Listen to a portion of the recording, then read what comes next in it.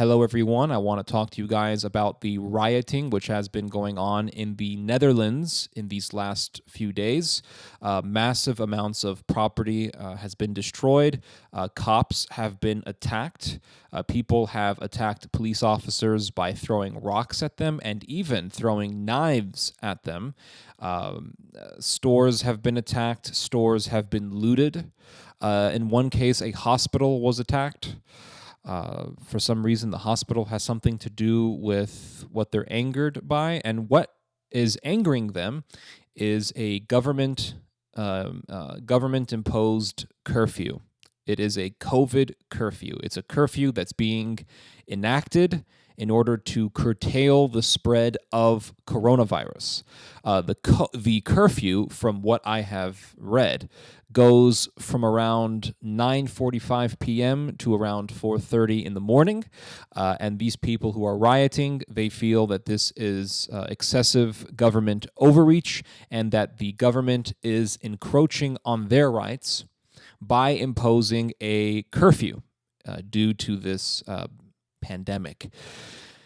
A lot of people are going to sympathize with these rioters. A lot of people are already sympathizing with these rioters.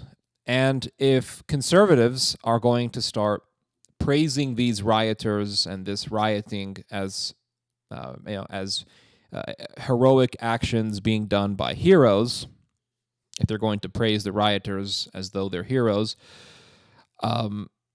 well, they would be hypocrites, because conservatives have been bashing Black Lives Matter and Antifa for rioting and protesting, and Antifa has been attacking cops and attacking and destroying property and destroying people's businesses, and conservatives have been condemning that. But I know very well that they are right-wingers in the United States who just love the rioting in the Netherlands, and also the rioting that has been going on in other European countries like Denmark, because they feel that that COVID is part of a conspiracy to destroy people's rights. And so they would praise these rioters. So rioting is only good if it's done for your own cause. Now, who is involved in this rioting? It's really people of all political factions in the spectrum of extremism and lunacy. Left-wing fanatics are involved, and right-wing fanatics are involved. We know for a fact that neo-Nazis are involved. There was an article that came out on the Dutch publication called Troef. I think that's how you pronounce it. And Troef put out an article on who is involved in these riots in the Netherlands. And I'll just read to you a little bit here. It says, there's a quote here from one of the activists. His name is Michel Reinga. And he says here, everything runs right through each other, which is why our movement is growing so fast. And then the article goes on to say, left and right, young and old, Randstad residents and provincials follow the Facebook group of the 53-year-old organizer. So lefties are involved, righties are involved, and they are neo-Nazis who are involved. And I'm going to read to you this excerpt from the article. It says here, after the demonstration, Kafka, an anti-fascist research group, exposed right-wing activists such as Ben van der Kooi, who in the past glorified Adolf Hitler, and the Norwegian terrorist Anders Breivik. And for those of you who don't know, because maybe you're too young to remember this, maybe you're a Zoomer and you don't remember this, I don't know. Anders Breivik is a Norwegian terrorist who butchered dozens of people in Norway. He shot and murdered a bunch of people, and he detonated a bomb, and it was pretty horrific. It goes on to say Mike Ulti was also present, who recently posted a video online in which he takes a knife from his pocket on the train. In addition, there were members of clubs such as Dutch Survivors, the right-wing extremist Voorpost, and Double Dutch Front Line. The latter group calls on tough guys to come to demonstrations and protect women and children from the police. So what we have here in this case is really an example of WLM, White Lives Matter. Okay, we got BLM, Black Lives Matter, and you have in the context of the BLM scenario, you have black radicals who hate the police, and they say things like, "Well, we got to protect our children from the police because the police just kill us for no reason whatsoever." And then you have the WLMers, okay? You got the BLMers, and now you got the WLMers. And WLMers is a little bit difficult to say. BLM is much easier because it just flows off the tongue. BLM. But with this, you have WLM. It's a little bit difficult. It doesn't fluidly come off the tongue. WLM, okay? You got the WLMers, and the WLMers are people like this. The police are going to kill us. We have to protect our children. And the police, they protect the migrants. That's right. They protect the migrants. They protect black people and immigrants and those people, but they don't protect the white people. They don't protect the European people, They don't protect us. That's what we got to do. Bunker, bunker, bunker, bunker, bunker. And we saw this in the United States recently. We saw this after January 6th. You guys know what I'm talking about. Ashley Babbitt was shot by an officer, a police officer, shot a white woman because she just wanted to, break some property in the Capitol building. That's her right.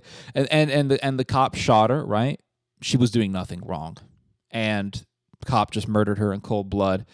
And then the right-wingers were saying, justice for Ashley Babbitt. And I was seeing stuff on the internet that was eerily reminiscent to the type of stuff that we were seeing before the outbreak of the George Floyd riots. Remember what they were saying before the George Floyd riots broke out and during the rioting? Say his name. Say his name. Remember that? His name was George Floyd. Say his name. And then we started seeing stuff like that for Ashley Babbitt. Her name was Ashley Babbitt. Say her name. Remember that? I do. Because it was just a few weeks ago. And you see the same sort of strategy, the same sort of strategic mannerisms. And conservatives were just jumping right on the boat. Look, they murdered this innocent white woman for no reason whatsoever. And I can guarantee you 100%, if the Capitol building riot was done by Antifa and BLM, and it was a bunch of white liberals and black activists in the building, and a black woman was shot, every clucking conservative on the internet, on Fox News, in your church, whatever, would have been saying she deserved it. Guarantee it. 100%. 100%. But because it was a white woman, Republican, Trump fanatic, and a conservative, she's a victim. Don't tell me that there isn't racial bias amongst the right wing of the United States, because there is. It's the same reason why conservatives have no problem with a statue of a Confederate general being placed in government property, and then at the same time, they lose their shit when they hear rumors about a statue of Santa Anna being put in front of the Alamo. Because with the Confederate general, what do they always say? It's a part of American history. All right, let's put a statue of Santa Anna in front of the Alamo. Yep. Santa Anna's a part of American history. Put a statue of Santa Anna. Watch the righties lose their freaking minds because the dude's Mexican. Or he was Mexican. He's not alive anymore. And they'll say, well, because Santa Anna was fighting for Mexico, and Mexico's not America. Well, the Confederacy's not America either, moron. I love it. But yeah, you got right-wing lunatics. And there's one thing that I wanted to point out. I was speaking like a Dutch guy for a second there. There's one thing that I wanted to point out. There was another article that came out in the Dutch news, and it was about how you have fanatics, political fanatics doing the rioting. But then at the same time, you have people of immigrant backgrounds also being involved in the rioting. People of immigrant backgrounds. Doesn't tell us what political affiliation these people have. Doesn't tell us what type of political persuasion these people have. It just says people of immigrant backgrounds were also involved in the rioting. It doesn't tell us if these people are Moroccan. It doesn't tell us if they are North African. It doesn't tell us if they are Syrian or Middle Eastern or whatever. For all we know, these people could be Russians. But they say people of immigrant background. Well, there's a lot of people in the Netherlands who are of immigrant backgrounds, and a lot of them are from the Middle East. So, no, we have to ask the question, are there Muslims also involved in the rioting? And if so, then we have a very interesting situation in which righties, lefties, and Muslims are together in the rioting. And if that is the case, then what that means is that what we are seeing is a demonstration of how three different groups, lefties, righties, and muzzies, can indeed unite on a cause. And in this case, the cause is they hate the government. And this sort of thing is being seen in other European countries, this hatred for the government and this hatred for the government just being completely unveiled because of the COVID lockdowns. For example, in Denmark, there was rioting. There has been rioting going on there. And there was a guy who was, three men in Denmark were arrested because they decided to burn a giant dummy, basically a giant doll. And the doll had on its face the face of the Prime Minister of Denmark, Mette Frederiksen.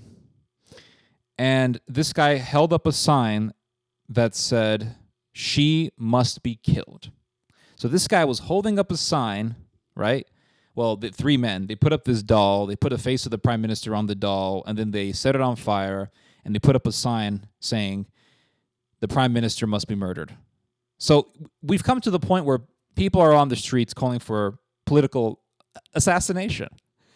People are calling for the assassination of political officials.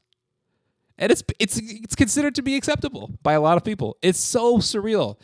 We saw this in Washington. People were screaming, "Hang Mike Pence." Now, listen, I don't like Mike Pence. Mike Pence has done some things that are most definitely worthy of criticism. But I don't want to hang the guy. These people were screaming, "Hang Mike Pence." And many, many Americans, make no mistake about it, sympathize with this stuff. And then in Denmark, we have people saying, "Murder the Prime Minister." In the Netherlands, we have massive amounts of rioting taking place, and it's still going on. This really goes back to what I was saying in all the way back when the COVID lockdown first began, back in April. I remember saying this. I said, the COVID lockdowns are going to accelerate massive radicalism in the Western world, in the Western hemisphere. You're going to see it, and we are seeing it. Make no mistake, this rioting taking place in the Netherlands, it didn't just pop up because of the COVID stuff. It was brewing. Hatred against Prime Minister Rutte in the Netherlands. I've read that there was a scandal, or not a scandal, but a lot of problems with the education system in the Netherlands. They have a shortage of teachers. And also the fact that you have a lot of anger because of immigration, a lot of hatred against the government. And then you got the COVID lockdown. The lockdown says you can't go anywhere, got to stay home. That brings psychological tension. And that psychological tension gets worse when you add to it the guarantee that there's going to be economic disaster in Europe. The EU has already been talking about the very strong prospect of a recession. The Chinese are already preparing for a recession. It's very possible that we'll see a recession during the Biden administration, under the Biden administration, which means that the Republicans are going to have infinite ammo against the Democrats. Possibly Trump will come back and say, "This never happened under me. Didn't happen under me." And this anger is only going to get worse. I was looking at the news today, and Biden has decided to remove Trump's so-called Muslim ban. The Muslim ban is a travel ban, really, that does not allow people from certain countries to come into the United States, namely Iran, Yemen, and a bunch of other countries, Libya, a bunch of other countries, all Islamic. And Biden is canceling this ban. Now, what's going to happen, or what would happen if somebody from one of these countries, someone from one of the countries that Trump banned, comes to the United States and does a horrific terrorist attack? What's going to happen? What would be the political ramifications of such an event? It's quite obvious. Trump is going to pop up and this never happened to me. And all the righties, Biden lifted up the ban. Trump cared about the American people. And the right wing's going to have a revival. You're already seeing it, guys. You're already seeing it, man. Just because Biden won doesn't mean the right-wing fanatics are just going to go away. Everyone's like, oh, Biden won. We're going to reset the country. No, you're not. It's only going to get worse. Things are going to get crazier. I really hate to be the bearer of bad news. I don't want to be these people. I really don't want to be one of these internet personalities that just gives you guys bad news, but that's pretty much what I do. In fact, I kind of feel bad. Lately, I've been feeling bad because it's all I'm doing. I'm just giving you guys bad news. Like, what's the news today? What's bad? You know? Oh, a really nice school teacher is giving away free school supplies and crayons and colored pencils to poor inner city children. Oh, no, let's not talk about that. Forget that. No. Rioting in the Netherlands? Let's talk about that. That's an interesting story. And I kind of feel bad that that's all I do. So let me know, guys, let me know what you guys think of this. I really want to start doing videos on different subjects, right? I mean, in between these videos, in between the political commentary videos, I want to talk to you guys about other things, maybe gardening, movies, music. I've talked about these subjects before, but I want to do more of that because I just feel bad, like all I'm talking about is bad news. But I think it's important to talk about bad news because it's happening, it's real. But at the same time, I don't want to be one of the guys who are just like capitalizing on it so I can make a video, you know? Anyway, let me know what you guys think. I can't even speak English properly. I'm reading so much foreign news. Just let me know, guys, what you think. Anyway, you guys just heard some theology. God bless.